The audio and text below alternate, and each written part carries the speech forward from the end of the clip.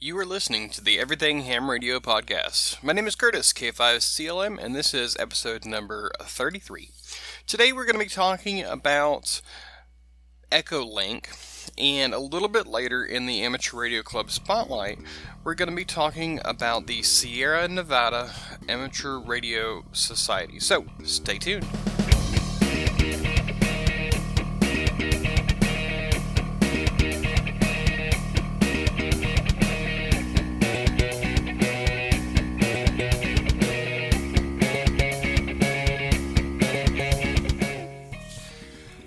Once again, this is Curtis, Kilo 5, Charlie, Lima Mike, and I'm your host for the Everything Ham Radio podcast.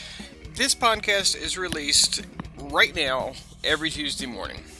Now, I think I'm going to make a slight change and start releasing on Thursdays, starting in August. So on August the 8th, I'll probably start releasing on Thursdays rather on Tuesdays. Just kind of help me out a little bit. I can get more done on Thursdays while I'm at work than I can when I'm doing my honeydew list at home. So probably come August the 8th, we'll start going on Thursdays.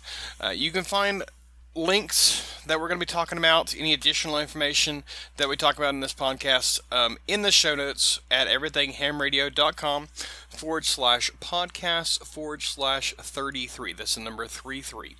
You can find me on Facebook at facebook.com/everythinghamradio, on Twitter at K5CLM, and on my new YouTube channel at youtube.com/everythinghamradio. Now, on my YouTube channel, basically all you're going to be looking at is a picture of my logo while you're listening to my voice just on a podcast. So it's not a whole lot of special stuff. I do have a couple videos up there. I have one on how to set up our Yaesu System Fusion repeater that we bought. There's a series of videos on how to do that. And I am thinking about working on maybe doing some kind of slide presentation type thing to go along with the podcast, but that's still down the road a little bit. So right now you're just going to be looking at my logo and listening to my voice. But, if you would rather listen to it on YouTube, then please, by all means, head on over there and check it out. Anyways, like I said, we're going to be talking about Echolink today. So, what do y'all say? Let's get started. So, like I said, for today, we're talking about Echolink. So, first off, what exactly is Echolink? Echolink is a voice over internet protocol for amateur radio. Basically, it's one of the, I believe, two main ones, possibly three. There is Echolink, there is IRLP, which is Internet Relay Protocol or something like that, and iLink, I think I heard of while doing research for this. But Echolink is probably maybe one of the easiest to use or more user-friendly to use, I would say. I could be wrong, but that's kind of what I'm thinking. Basically, you can use Echolink with pretty much anything. You can use it on a computer, you can use it on an iPhone or an Android phone or tablet. You can use it on a repeater. You can have conferences. You can have, two people talking directly. You can have 100 people talking in a conference. So it's very versatile and pretty good quality to use as well. Basically, Echolink, it's a free piece of software that you can buy, and like I said, it's for your PC. I believe it's only for Windows, though. I don't think they have a Linux version or a Mac version or anything like that. I believe it's just Windows. And it allows you to connect to repeaters, other users, and conference servers all around the world. The official description of what Echolink is, according to their website, is, quote, Echolink software allows licensed amateur radio stations to communicate with one another over the internet using streaming audio technology. The program allows worldwide connections to be made between stations or from stations from computers to station, greatly enhancing amateur radio's communications capability. There are more than 200,000 validated users worldwide in 151 of the world's 193 nations, with about 5,200 online at any given time, end quote. So let's look at that one paragraph and break it down a little bit, okay? The first thing that I noticed is that it said that it allows licensed amateur radio stations. You have to have a license in order to use Echolink, and they validate them. It says more than 200,000 validated users. Echolink will actually go and validate that you have a license. They require you to either take a picture and upload, or fax a copy of your license, or you can do it through the logbook of the world. But you have to validate that you actually are a amateur radio licensee. You can't just go and say, okay, well, I'm a ham, I'm an amateur radio operator, and I want to use this piece of software. It doesn't work that way. And surprisingly enough, they've had a bunch of people try to do that. They actually said on their website, you'd be surprised how many people try to do that. So, I've used this quite a bit. We actually have a repeater here locally that has Echolink, and it's the KY50 repeater in Cleburne, Texas. You can look that up on Echolink once you have it, or if you ever have it, and actually call me and talk to me if I'm actually ever listening to it. But on my phone I have it, and I've used it when I was out of state or at a conference, or just out of radio range, or in a building where I couldn't get out, or I didn't have my radio with me or something like that. I would use my phone, the Echolink app on my iPhone, to connect to a repeater and talk to somebody, or call for help, or whatever. So, but it is a handy little app to have, and it uses your phone data. So you have Wi-Fi to use it, and it will save your data package. It's just to have. I've actually done several uses on Echolink. I've done a bunch of demonstrations for different people, explaining what amateur radio is. I mean, that's one of the really neat things about amateur radio. When you're talking to somebody, you can say, "Oh, I can talk around the world from a small handheld device." And they're like, "No, you can't." And you're like, "Sure, I'll show you." So you take out your phone, and they're like, "Well, that's just a phone. You can call anywhere in the world, or you can use Skype to do that." And I'm like, "Well, but see, this is different. See, what this thing will do is I can connect to a repeater anywhere in the world that has Echolink on it, and it will broadcast out over the airwaves to somebody driving in their car, or sitting in their house, or something like that. And they'll be talking over the air, and I'll be talking on my phone. And, I'll connect up, and they can hear the quality. They can hear, what I'm saying. They can hear what they're saying. So it's a really neat little demonstration, easy demonstration to do. I mean, if you don't have your handheld with you all the time, or you're someplace where you can't hit a repeater or something like that, it's hard to do a demonstration for somebody if you can't hit a repeater, or you don't have anybody else to talk to. So you can always get on Echolink, and I'm sure find somebody relatively easily. So basically, you need to download the software and install it on your computer, or on your iPhone, or your Android tablet, or something like that. Once you have it, then you're going to have to validate it. And you do that in several ways. I mentioned a couple of these a little bit before, but we're going to go a little bit more. You can do it either by taking a picture and uploading it to their servers, or faxing it to them. You can also use your digital certificate through Logbook of World to verify who you are. But you have to be an ARRL member to be on Logbook of the World. So if you're not an ARRL member, then you can't use that. But it's super easy to upload and verify who you are. Take a picture of your license, upload it to their server, and wait a day or two, and you're done. Now there have been people that have asked, okay, well, I don't want you to know where I live at, or I don't want to know what my what my street address is or something like that. Guys, gals, it's basically public knowledge, especially in the ham radio community, on where you live, or at least where your license is sent to, whether that's a P.O. box or your street address, what city you're in, what your license class is, all that. That is basically public knowledge. Anybody can access it through the FCC. So they ask, can we blur the picture of where my address is, or can we alter it or something like that? And the answer is no. You need to take a fresh, clean picture of your license and upload it. I don't see what the big deal is. But they have that type of question, so there you go. What else on it? I mean, do you think that you should be able to, hide your address or something like that for something like this? But granted, this is a amateur radio piece of software, and I highly doubt that somebody's going to say, "Oh, I got all this address information, I'm going to sell it."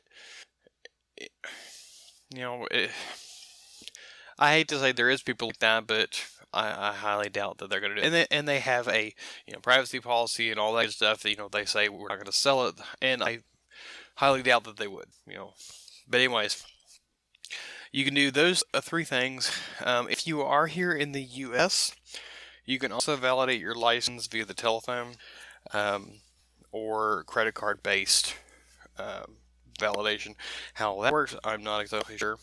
I don't know if they charge your account or something like that, $1 or something, and validates it. How it validates that you're a ham is beyond me, but that is one of their options that they have.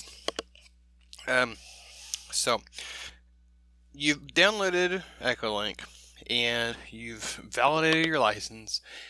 Now what do you do? Well, now you have the fun part. Now you can actually get on there, you can talk to people and have fun. So let's talk locally first. Okay. Locally is what most people are going to do. They're going to download it to their computer, and they're going to boot up. They're going to, log in and everything, and they're going to be looking at the screen. Well, on the screen, it has a list of pretty much everybody that's online, whether that's individual user, whether that's a conference server, whether it's a repeater, whether it's a link, whatever. You're going to see all these lists of different people, and you're like, okay, where do I go? Well, that's kind of like calling DX, or kind of like calling CQ on HF. Pick a spot, go to, call CQ. There you go. Say your call sign. Away you go. If you look on a list and you have just a call sign, it's typically just a single user. Either somebody that's has it installed on their smart device or on their computer. You can, if they have it on a computer, you can connect to them directly and you can have a one-on-one QSO. If they're on their phone or their Android, typically you're not going to be able to connect to them directly because of the way it connects. With smart devices, it's defaulted to go through a different type protocol. It goes through a relay, and you can't always connect back to it. If they've actually manually gone in there and changed it where you can connect directly, then somebody will be able to connect to you on your phone. But anyways, back to the computer. You're going through the list, you found names, you talked to somebody directly, but you also see other things listed on there. You see some call signs with a -L or a -R. Those are links for the -L and repeaters for the -R. The difference basically is that the -Rs are built into the repeater. Is basically the way that I'm thinking of it. You have a Echolink station directly at the repeater site. You have internet connection there, and it goes directly through the repeater. So if the repeater's up, the link is probably going to be up, as long as the internet's up. The -Ls are links. And basically what this is that somebody, with the permission of the repeater trustee, or the repeater trustee or owner themselves, have set up a station in their home, and it hooks to the radio, the computer does, and will transmit over the air to the repeater. The repeater will rebroadcast it just like you were talking on it in person, and you would hear both sides of it, basically. Basically, it's more step with the -Ls than it is with the -Rs. -Rs are at the repeater site. -Ls are links to it using somebody else's radio. So not only do you have the repeater, you could go down. You can have your radio that goes down. If you're the one that's setting up the -L one, that radio could go down. Your internet could go down, and stuff like that.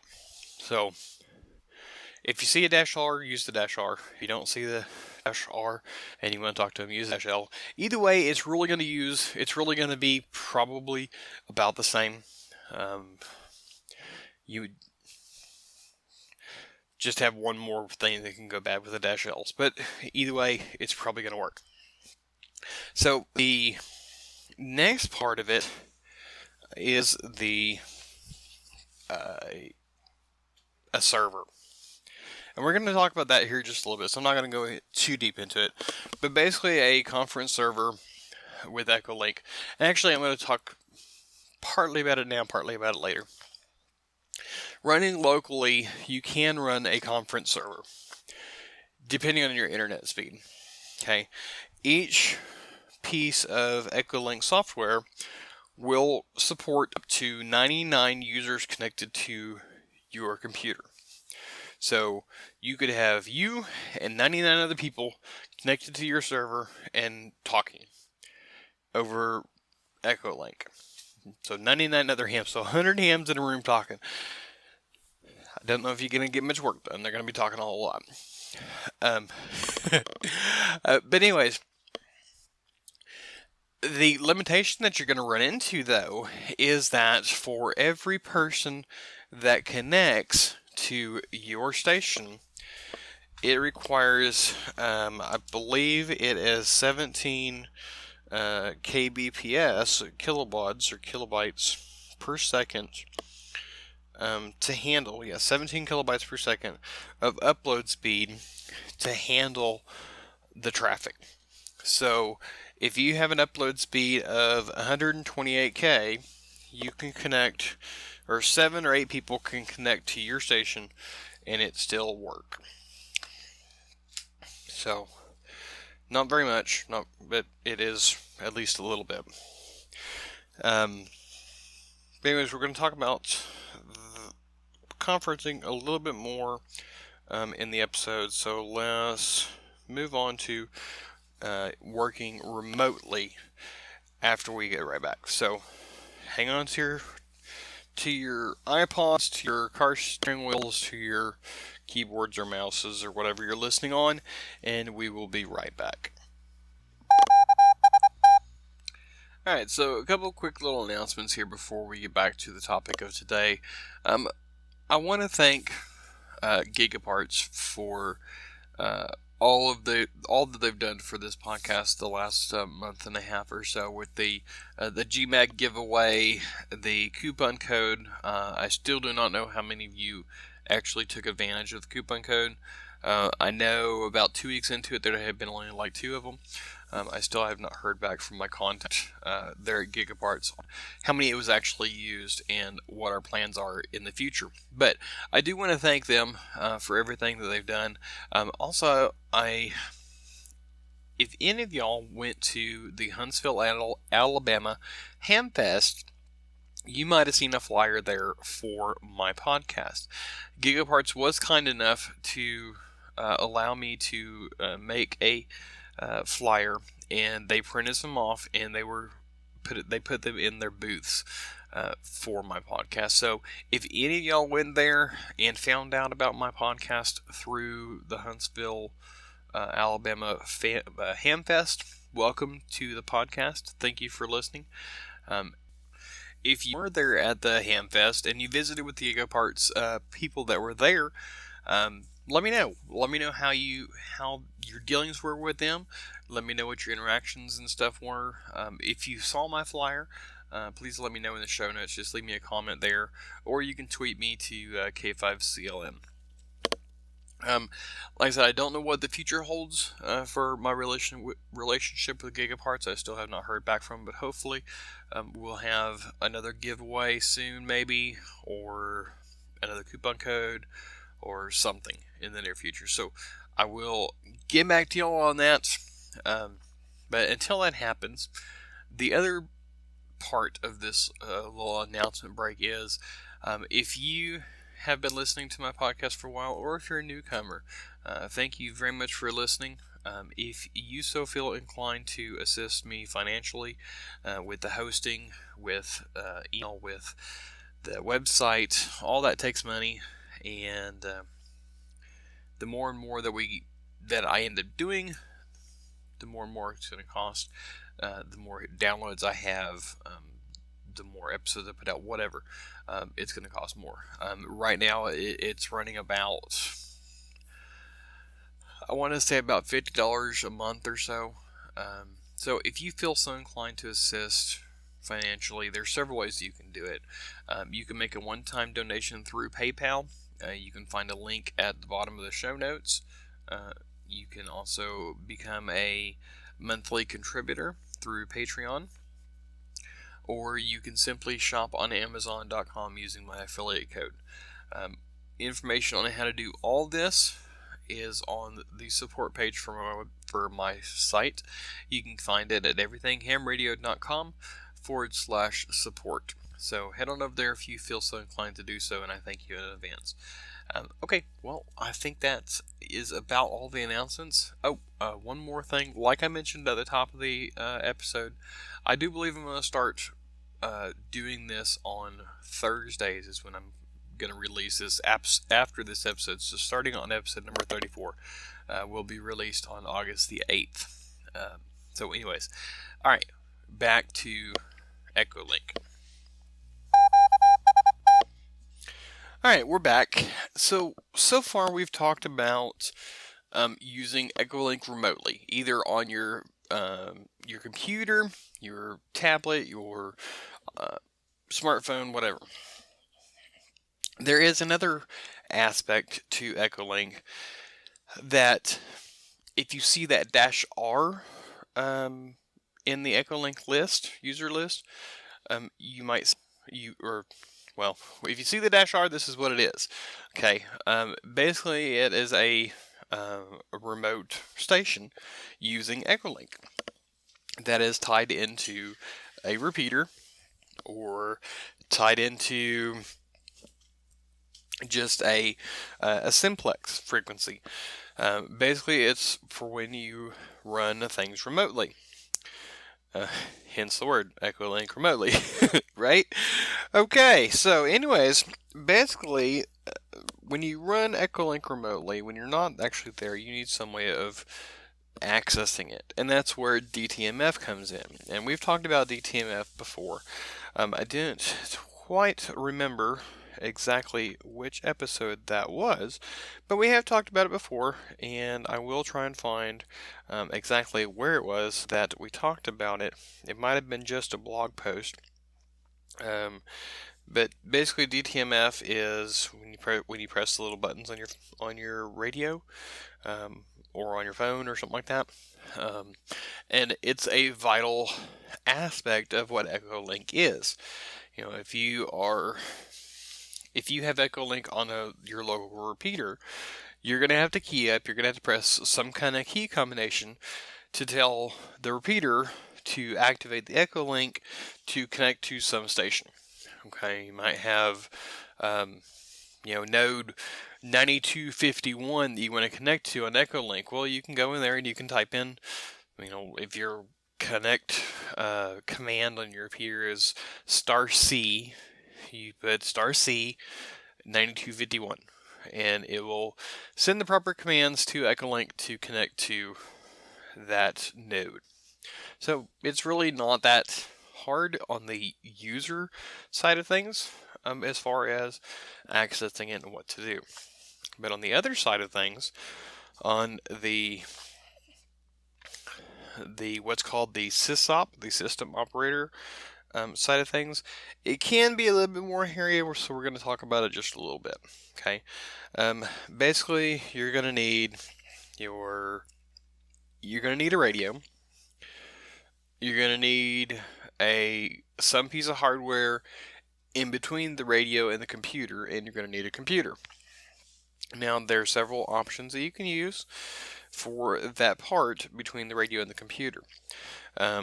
Probably the easiest one is to use the Kenwood TM, the TM-V71 or the TM-D710 transceivers.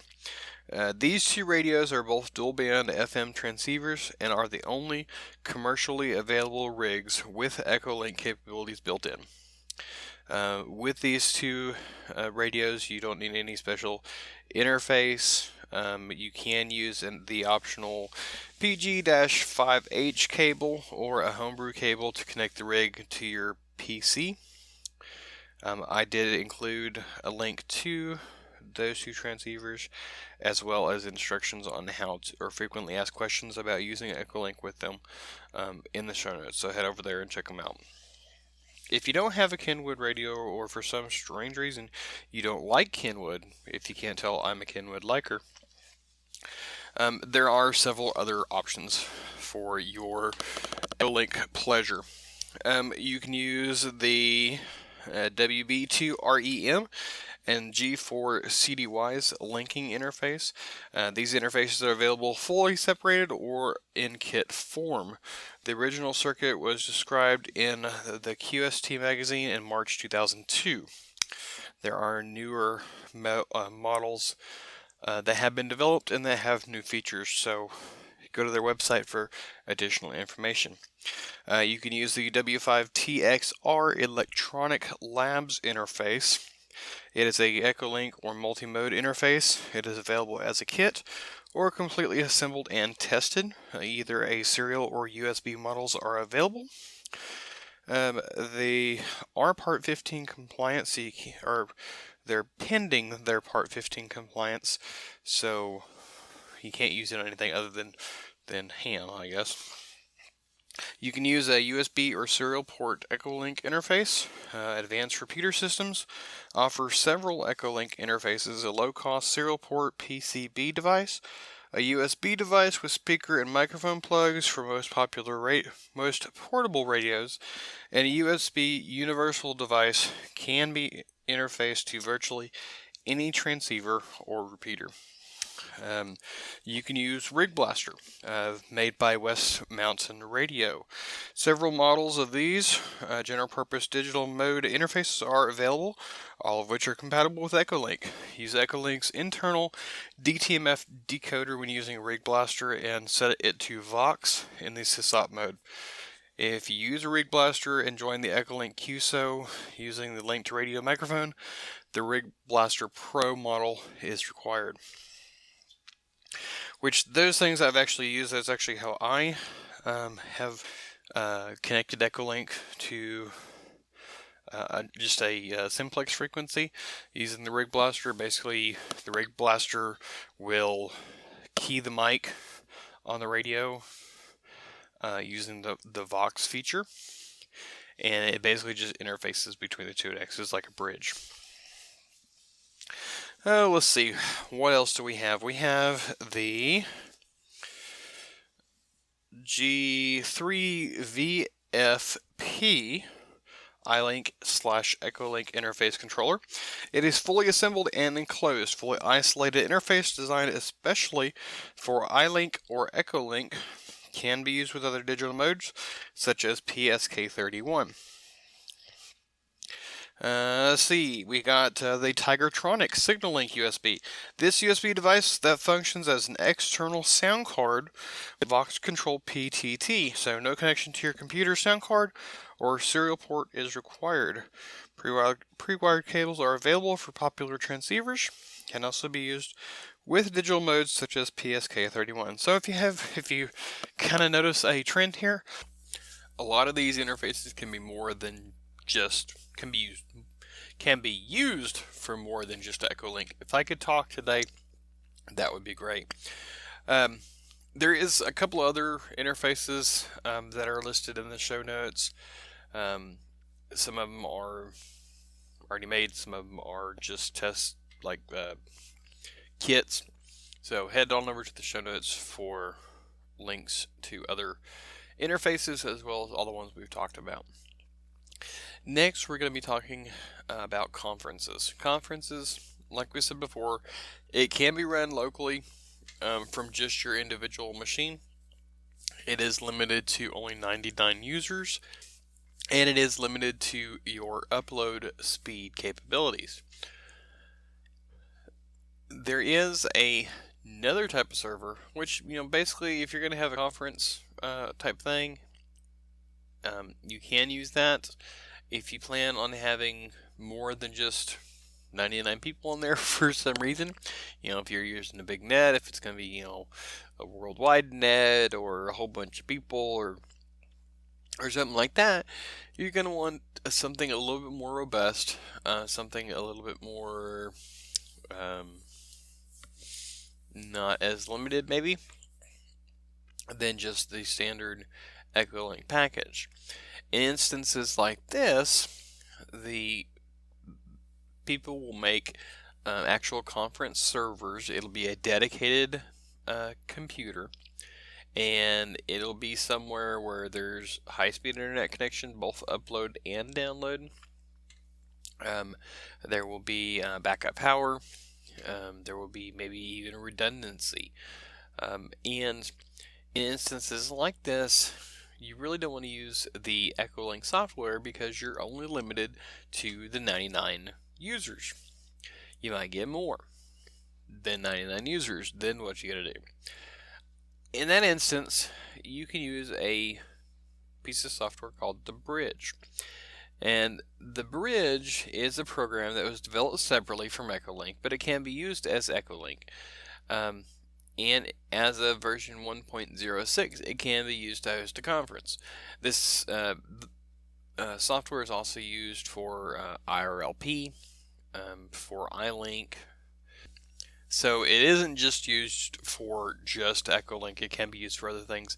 It's basically a voice over IP server software type thing. Is basically what it is. You can find more information about Echolink, about the Bridge, about how to set it up, how to validate your call sign, how to do a lot other than just what I can talk about on this podcast. It's really hard to necessarily teach something without using some kind of pictures. So head on over to the Echolink website, echolink.org. Or you can go to my show notes at everythinghamradio.com/podcast/33 and get links to all this as well as all the interfaces, the Bridge, and a couple other neat little pages to get more information with Echolink. So head on over there today and check it out. Next, we are going to go move on to our Amateur Radio Club Spotlight with the Sierra Nevada Amateur Radio Society. So, stay tuned. Alright, so for the Amateur Radio Club Spotlight for this episode, we are talking about the Sierra Nevada Amateur Radio Society. You can find their website at snars.org. So, Sierra Nevada Amateur Radio Society, the initials.org. You can find them on Facebook at facebook.com/snars.w7ta. Again, same thing for Twitter, twitter.com/snars_w7ta. W7TA. So links to their website and their Facebook and Twitter pages can be found on the show notes. Sierra Nevada Amateur Radio Society started back in April of 2000. No, longer than that. 1968. It was started by Larry Oakley, K7UGT, who then was a 23-year-old man from Los Angeles, California. He basically got his license, moved to Nevada, went to a club, and tried to give ideas of stuff to do, suggestions and stuff, and was basically told, hey, you don't know what you're talking about, so hush, basically. And he didn't like that, so he decided to go and start his own club. So, with the help of 6 other hams, he started the SNARS Club. From then on, it thrived, and they've put up repeaters. They do a bunch of nets, do a lot of other functions, and since then it has become the largest amateur radio organization in northern Nevada, and possibly one of the largest in the whole state itself. Like I said, they have put up a lot of repeaters, and they're all linked.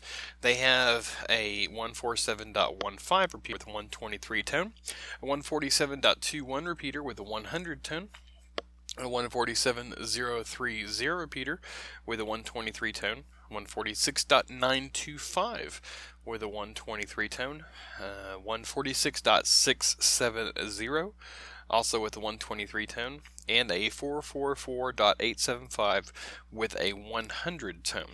They have one coming up really soon at 444.125 with a 123 tone. It says on their website coming soon, so hopefully they will have it on the air pretty soon.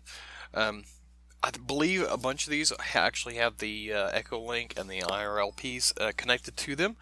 So there you go. And they have really good coverage from what I can see. Even all the way down into San Francisco, I believe, is what their coverage map said. So they have, like I said, a bunch of nets. I'm going to go through them pretty fast. So if you want more details on them, head on over to the show notes and get it from there.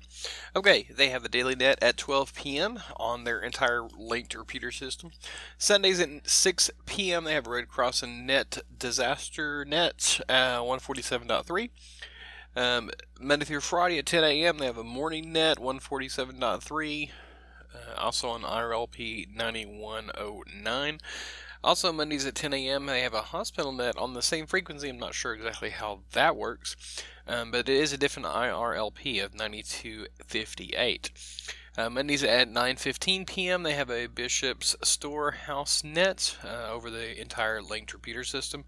Mondays at 7:30 p.m. Northwest Nevada District Aries net, again over the entire linked repeater system. Tuesdays at 8 p.m. Nevada State's Saturn Net 147.3 and 441.650, as well as the IRLP Node 9258. Tuesdays at 7 p.m. Nevada DMR Net on the SNARS DMR system, the SNARS Reno Tahoe Talk Group. Let's see, Wednesdays at 7, the Nevada State Skywarn Net 147.3 and 441.650. Also the IRLP node of 9258. Wednesdays at 7, the Winnemucca Net 146.67, 146.925, and 443.075 repeaters. Wednesdays at 8 p.m., the Northern Nevada Preppers Net over the entire linked repeater system. Thursdays at 7 p.m. the Nevada State Aries Net on 147.3 and 441.650, as well as the IRLP node of 9258. Fridays at 5 p.m. there's an open forum net on the 147.3 repeater with the IRLP of 9668. And Saturday at 7 p.m. is the Ranchers Net over the entire linked repeater system. Whew, that is a mouthful. Like I said, they have a lot of nets. Some other stuff that I noticed that they do here, if I can bring up the other page, where'd it go? I don't see it. Oh my goodness, I hate it when this happens. Okay, so I found it. I really did. Um, okay, some of the stuff they have. They have DMR workshops. They have a DMR programming night. Just a quick course on how to program the code plug for the SNARS members area. Install proper customer programming software. Change the radio ID. Uploading programming code plugs into the radio, etc., etc. They have a technician class coming up. They have one in the spring, one in the fall. It's a 3-week course where they meet twice a week, and you study to get your technician license. They also have a CW class in the spring that goes for, let's see, it's 1 day a week. It sounds like for 6 weeks. Yeah, 1 day a week for 6 weeks. They have a general class that they teach during the summer. They have a 1-day ham cram course, which is basically for those that want to study by themselves, and they'll have like a 4-hour session where they'll go over the question pools, answer new questions or whatever, and then they'll give the test. They have new ham workshops where they provide those that recently passed exams via the ham cram or the classroom course. Are given overview information on how to get on the air. It's a 3-hour workshop, question and answer sessions, how to program the radios, stuff like that. They also have a voice over IP workshop covering IRLP and Echolink. So yeah, they have quite a bit of stuff that they do. They have a lot of repeaters, a lot of nets, and a pretty good sized membership from what I'm looking at. I mean, they have their member roster that you can find on their website, and it's probably, I'd say probably 20 per page maybe, and there's 4 pages, so like 80 members. So yeah, but head on over to their website and check it out. There's a lot of information on their classes when they are, their DMR information, repeaters. They even have an online store where you can buy a decorative logo, lapel pin, coffee mug, name badge, polos and sweatshirts, stuff like that. So I guess that about wraps it for the Amateur Radio Club Spotlight on the Sierra Nevada Amateur Radio Society. So yeah, I guess that about wraps it up. So on to the next topic. Okay, so before we go in this episode, a couple things caught my eye this week as I was reading through amateur radio news, and I'm sure each of y'all do. And one of the things that really caught my eye was actually just yesterday. And if y'all remember right, several episodes ago, I did a fox hunting episode, and I will put a link to in the show notes of where you can find that at. But anyways, I mentioned there that there was an upcoming world competition. Well, it seems like that time has arrived. According to the ARRL, Team USA heads to the World Amateur Radio Direction Finding Championships in Bulgaria.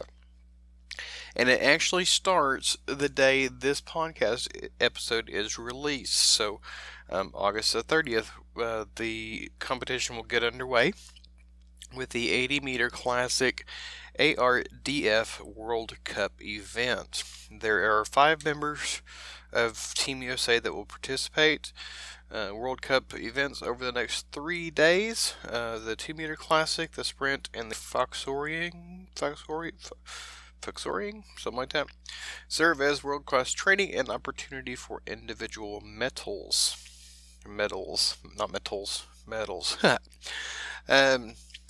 They will get to rest on Saturday, September the 3rd, as the remaining World Championships participants arrive. The following day is devoted to Foxoring, the first official World Championship event. Participants in all events seek medals both as individuals and as members of the national teams, which are limited to 3 participants per age gender category in each country. The World Championships continue with the sprint on Monday, September the 5th, and classic events on Tuesday and Thursday. Wednesday is set aside as a free day and cultural tour, offering a break between the classics. Banquets and medal award ceremonies follow each day's competition, and everyone goes home on Friday, September the 9th. So I know this is like the 10th time that the U.S. has sent a team to the World Championships for ARDF. And if you would like to know more about them, you can go to my podcast episode covering that very topic. And you can find it at everythinghamradio.com/podcast/25. Again, that's everythinghamradio.com/podcast/25. That's the number 25. And there will be links in the show notes of that episode on more information on that. If you also have noticed, the last week or so, there has been announcements on several leadership changes in the ARRL. Last week, I believe, they announced the results for several section managers. This week, the Rocky Mountain and the Southeastern divisions will choose between incumbents and challengers in balloting for division leader positions this fall.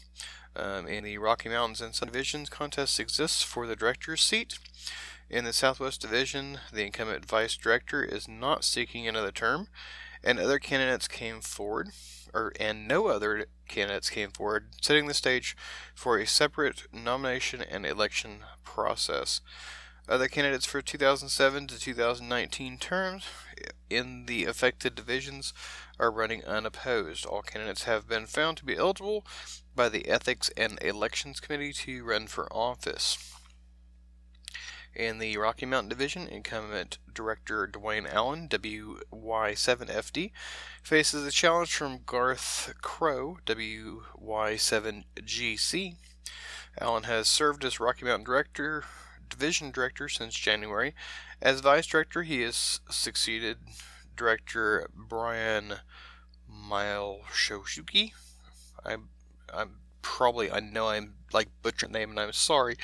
N5ZGT, who was elected ARRL's second vice president at the January ARRL board meeting. Allen was Wyoming section manager from 2005 to 2007, and Crow served as Wyoming section manager 2009 to 2015. And he is now the assistant section manager and a emergency coordinator.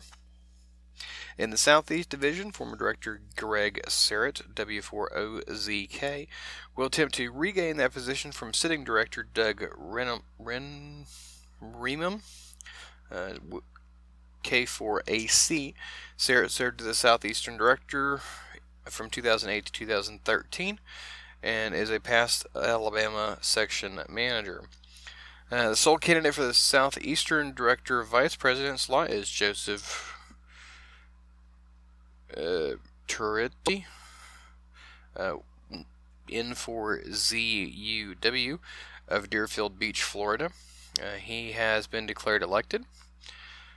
And let's see, in the Southwestern Division, sitting Vice Chair Martin Wall, W6VI, has decided not to run for another term after serving since 2008. He has been a member of the board's Amateur Radio Legal Defense and Assistance and Legislative Advocacy Committees. Wow, some of these words are really fun. Let's see. In divisions where there is a contested race, all ARR members living in the division and in good standing as of September 10th, 2016 will have the opportunity to vote. While electronic voting has been available in the past, the league now has returned to using only paper ballots. Wow, that's really surprising, being the day and age that we are in.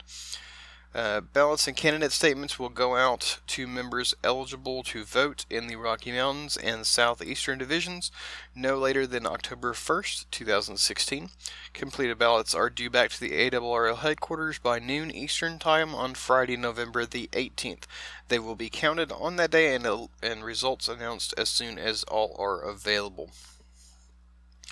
Incumbent directors and vice directors who are running unopposed for re-election have been declared elected are Pacific Division Director Robert Valio, I guess, W6RGG, and Vice Director James Trimstra, K6JAT, Rocky Mountain Division Vice Director Jeff Ryan, K0RM, Southwestern Division Director Richard Norton, N6AA, and West Gulf Division Director Dr. David Woolweaver, K5RAV, and Vice Director John Stratton, N5AUS. All new terms of office will begin January the 1st, 2017 at 12 noon Eastern Time.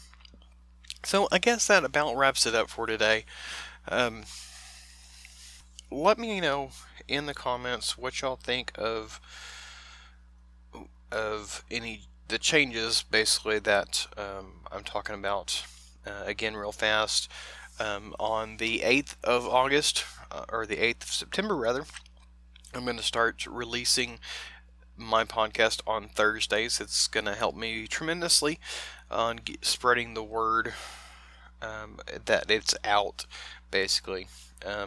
Trying not to do stuff at home, that I can do stuff elsewhere, that I can spend more time with my family and other things. Got some stuff coming down the pipe especially, and I need time to do that.